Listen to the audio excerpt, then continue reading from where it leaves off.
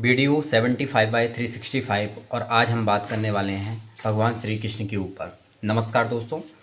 आ, जैसा कि भगवत गीता सभी ने लगभग पढ़ी होगी, मैं ये मान के चलता हूँ, क्योंकि हमारा बहुत पौराणिक ग्रंथ है जिसमें भगवत गीता में लगभग 700 श्लोक और लगभग 18 अध्याय हैं। तो हम इसका थोड़ा मैं आपको सार बता दूं तो इसमें भगवान श्री कृष्ण ने क्या बताया है। अगर मैं बात करूं अध्याय 10 में भगवान कृष्ण ने कहा है कि सभी प्राणियों को मैंने बनाया है, सभी प्राणियों के मैं दिल में मैं बसता हूँ। मैं बृहस्पति, मैं सूर्य, मैं चंद्र, मैं बृहस्पति, मैं शनि, मैं अरुण, मैं कामधेनु, मैं कामदेव, मैं पवन हूँ, राम हूँ, गंगा हूँ, मैं ही अंतहीन समय, मैं ही ब्रह्मा हूँ। मतलब ये बताया यहाँ पे कि सब कुछ मैंने बनाया है, सभी का बीज मैं हूँ। ठीक है, मतलब हम भी भगवान श्री कृष्ण के अंश हैं। तो आज हम बात करने वाले हैं कि भगवान श्री कृष्ण के जीवन से हम क्या सीख सकते हैं। तो पहली चीज़ तो ये कि आप अपना काम करते रहो, फल की इच्छा मत करो। मतलब इसका मतलब ये नहीं हुआ कि आप किसी चीज़ की तैयारी कर रहे हैं और उसके रिजल्ट के बारे में सोच रहे हैं। इसका मतलब ये है कि निष्काम कर्म करना। निष्काम कर्म का मतलब रहता है जो अपनी ड्यूटी है उसको बड़ी ईमानदारी से करना। आप किसी भी फील्ड में, आप बिजनेस में हैं, नौकरी में हैं, या आप स्टूडेंट हैं, अपना जो कर्तव्य होता है ना, उसे पूरे दिल से, मतलब समर्पित भाव से आपको उसको करना चाहिए। तो उसमें सफलता निश्चित 100% रहती है। ठीक है, कोई भी आप स्टूडेंट है तो बहुत अच्छे तरीके से पूरा सब कुछ झोंक कर, आपका कर्तव्य है कि उसको अच्छे से पढ़ना। ठीक है, अगर आप बिजनेसमैन हैं तो आपको मतलब काम है कि अच्छे से व्यापार करना, कि आप कैसे लोगों को क्वालिटी सर्विसेज दे सकते हो, कितना अच्छे तरीके से आप काम कर सकते हो। अगर आप नौकरी कर रहे हो तो आपको कैसे आप अपने आप को अपग्रेड कर सकते हो। अपना कर्म लगातार करते रहना। ठीक है, फल तो मिलना उसका बाय प्रोडक्ट है, मिलेगा ही मिलेगा। दूसरा, हम ये भगवान कृष्ण के जीवन से सीख सकते हैं कि मित्र के साथ हमेशा रहना चाहिए, चाहे वो गरीब हो, अमीर हो। भगवान श्री कृष्ण किसके साथ आपको रहे थे पता है। अर्जुन को सलाह दी, उनका एक दोस्त बना। दोस्त थे, वो चाहते तो सब कुछ एक ही बार में ख़त्म कर सकते थे, लेकिन उन्होंने अपने दोस्त को सही सलाह दी और एक्चुअल में रिजल्ट क्या हुआ आपको पता है। महाभारत में सारे कौरव मारे गए। ठीक है, तीसरा हम इनसे बहुत बड़ी कीमती लेसन जो सीख सकते हैं वो है कि हमेशा सत्य के साथ हमको खड़ा रहना चाहिए। मतलब कि पता था कि वो पांडव सिर्फ इतनी आखिरी उनकी वो थी कि जब भगवान कृष्ण शांति दूत बनकर हस्तिनापुर जाते हैं, कौरवों से बोलते हैं कि इनको सिर्फ 5 गांव दे दो, तो कौरव इस पे भी तैयार नहीं होते हैं। तो उन्होंने हमेशा फिर बोला ठीक है, याचर वो उसमें है ना, क्या बोल सकते हैं, वो रामधारी सिंह दिनकर ने कुछ लाइनें लिखी हैं कि बरसों तक वन में घूम घूम, बाधा विघ्नों को चूम चूम, सह धूप घाम पानी पत्थर, पांडव आए कुछ और निकर, सौभाग्य न सब दिन सोता है, देखें आगे क्या होता है।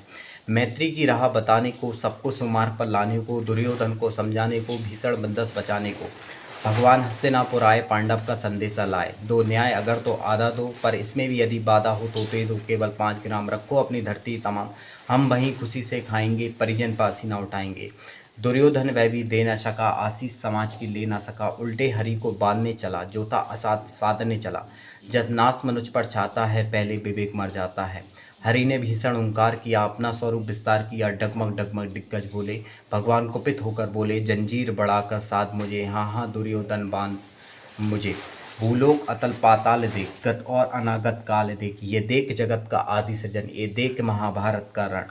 मृतकों से पटी हुई भू है, पहचान इसमें कहाँ तू है।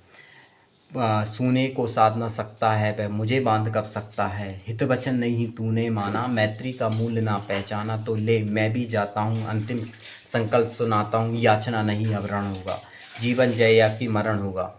टकराएंगे नक्षत्र ने कर, बरसेगी भू पर ब्रग्नि पिगर, फणशेष नाग का डोलेगा, विकराल काल मुँह खोलेगा। दुर्योधन रण ऐसा होगा फिर कभी नहीं जैसा होगा, भाई पर भाई टूटेंगे, बाया श्रृंगाल सुख लूटेंगे, सौभाग्य मनुष्य के फूटेंगे।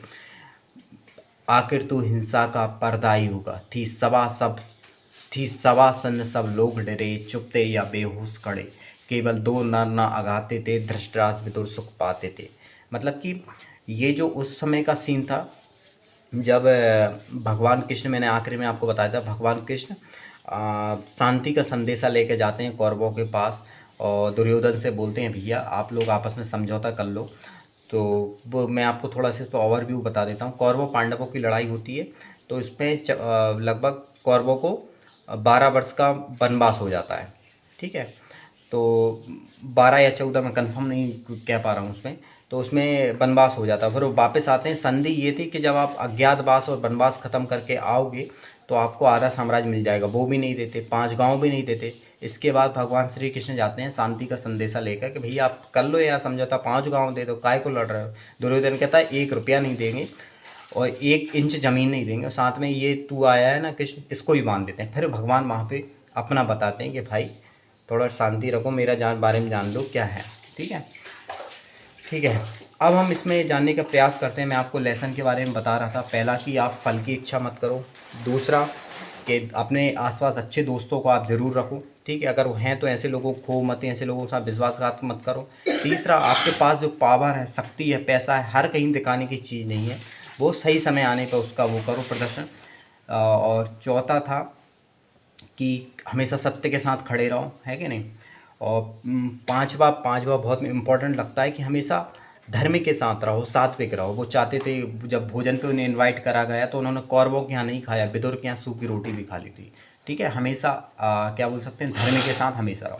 तो बहुत बहुत सबको धन्यवाद भगवान श्री कृष्ण जन्माष्टमी की। ठीक है, उम्मीद है आपको वीडियो पसंद आया होगा। धन्यवाद, नमस्कार।